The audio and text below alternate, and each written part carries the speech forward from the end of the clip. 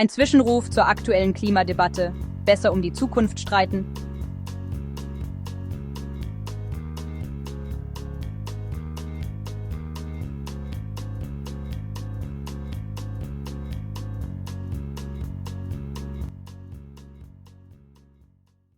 Die Klimadebatte wird derzeit dominiert von Pauschalisierungen, Polemik und Verkürzung.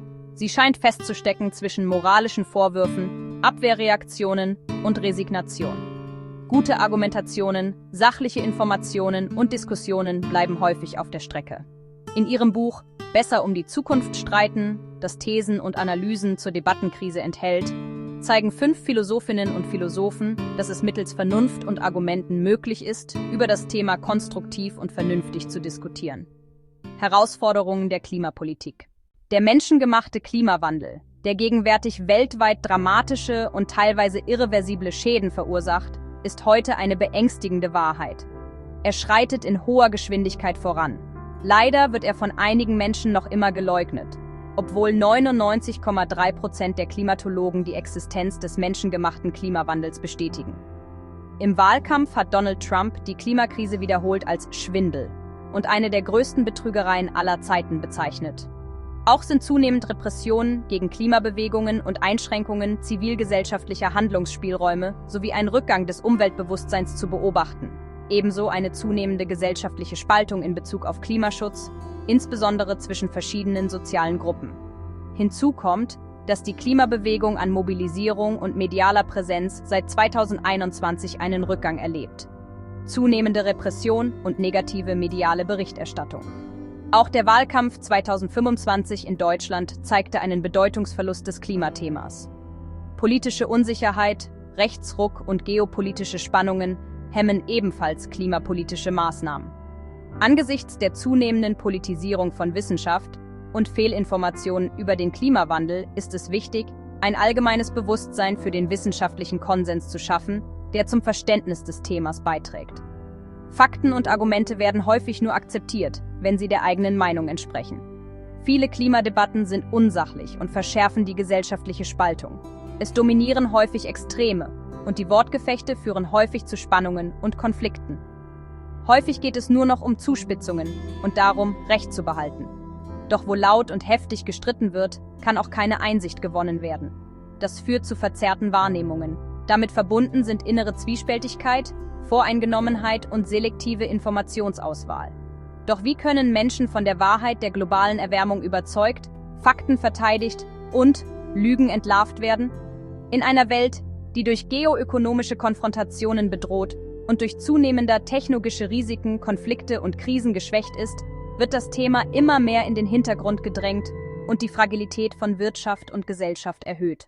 Auch Ethik, die Wissenschaft vom menschlichen Handeln, und Moral, die Lehre von den ungeschriebenen Gesetzen, sind in den Hintergrund getreten. Dabei ist es unmöglich, ohne eine tiefere Ebene des persönlichen Gewissens, des inneren Kompasses, vernünftig zu handeln. Darauf verweisen Barbara Bleisch, Kirsten Meyer, Stefan Riedner, Dominik Rosa und Christian Seidel in ihrem Buch. Darin zeigen sie, wie ökologische Konflikte fair und lösungsorientiert verhandelt werden können. Im Unterschied zu anderen Lebewesen können wir unser Handeln bewusst steuern und es auf seine Richtigkeit hin befragen. Bakterien sind nicht kritisierbar, wenn sie Treibhausgase freisetzen. Menschen verdienen aber je nach Verhalten durchaus Kritik. Tatsache sei auch, dass unser Fortschritt auf einer fossilen Entwicklung basiert. Hier werden technologische Entwicklungen und Innovationen benötigt, um die Emissionen zu reduzieren. Nur mit nachhaltigen Innovationen und ressourceneffizienten Technologien ist Deutschland zukunftsfähig. Untersucht werden zunächst bekannte Denkmuster in der Klimadebatte. Pauschalaussagen wie die folgenden, die wir täglich hören, klingen für viele Menschen erst einmal plausibel. Man wird sich wohl noch etwas gönnen dürfen. Die Katastrophe lässt sich nicht mehr aufhalten. Der Markt wird das schon regeln. Klimaschutz ja, aber bitte nicht auf Kosten der Freiheit. Allein kann ich nichts bewirken. Doch wie lassen sich solche Aussagen entkräften? Mit ihrem Zwischenruf intervenieren die Autorinnen und Autoren in ein Stimmengewirr, das häufig von populistischer Empörung oder Gleichgültigkeit geprägt ist. Es geht darum, besser über die Klimakrise zu streiten. Dazu braucht es den Blick auf verschiedene Aspekte, die sich zu einem Big Picture zusammensetzen. Sie mit den Konzepten der Philosophie zu benennen legt Herleitungen offen, die hinter Entscheidungen und Maßnahmen im Kontext des Klimawandels stehen. Ein solcher Streit wird vom Autorenteam nicht als Gefahr für die Gemeinschaft gesehen, sondern als notwendiges Werkzeug, um zu nachhaltigen und wirksamen Lösungen zu gelangen. Um den Klimawandel wirksam zu bekämpfen, werden aber auch Investitionen in nachhaltige Technologien und Strategien benötigt, in denen Klimaschutz, mehr Gerechtigkeit und wirtschaftliche Innovationen Hand in Hand gehen. Vor allem muss die Transformation sozial gerecht sein. Doch die derzeitige Marktlage schafft Unsicherheit und verringert beispielsweise die Investitionen in Klimatechnologien. Die Verwirklichung des Zieles, den Klimawandel möglichst auf 1,5 Grad Celsius zu begrenzen, bleibt häufig unklar. Hinzu kommt die Entwicklung in Ländern wie den USA oder Brasilien, wo der Klimaschutz abgelehnt wird. Dass es trotz zahlreicher Herausforderungen Chancen für effektiven Klimaschutz gibt, zeigt das Buch Besser um die Zukunft streiten, der 5 Philosophinnen und Philosophen. Ihre Aufgabe ist es, den existenziellen Sinnfragen auf den Grund zu gehen und nach dem zu fragen, was den Menschen und ein gutes Leben ausmacht. Die aktuellen Herausforderungen, zu denen auch der Klimaschutz gehört, sind ohne eine kollektive Anstrengung des Denkens und einer veränderten Kommunikation nicht zu bewältigen. Es geht um die tiefere Ebene des persönlichen Gewissens, des reinen Herzens, des inneren Kompasses. Alles dessen, was schon als Voraussetzung gegeben sein muss, wenn Gesetze und Spielregeln überhaupt eingehalten werden sollen. Barbara Bleisch ist Mitglied des Ethikzentrums der Universität Zürich, wo sie auch als Dozentin tätig ist. Sie ist Co-Intendantin des Philosophikum Lech und gibt im Zollnay Verlag gemeinsam mit Konrad Paul Liessmann die gleichnamige Buchreihe heraus. Kirsten Meyer ist Professorin für Philosophie an der Humboldt-Universität zu Berlin. Ihre Forschungsschwerpunkte liegen auf der Zukunftsethik, Klimaethik und Bildungsphilosophie. Stefan Riedner ist Professor für praktische Philosophie an der Universität Bergen, Norwegen. In seiner derzeitigen Forschung beschäftigt er sich mit der Frage nach dem guten Leben, mit der Bedeutung von Werten und mit unserer Beziehung zur Natur. Dominik Roser ist promovierter Philosoph und Ökonom. Seit 2016 arbeitet er als Lehr- und Forschungsrat an der Universität Fribourg. Der Schwerpunkt seiner Forschungstätigkeit liegt in der Klimagerechtigkeit. Christian Seidel ist Professor für Philosophie am Karlsruher Institut für Technologie, KIT.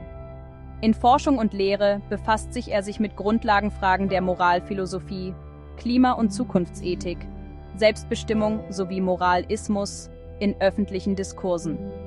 Ihr essayistisch angelegtes Buch ist in 20 kurze Kapitel zu je 5 Seiten aufgeteilt.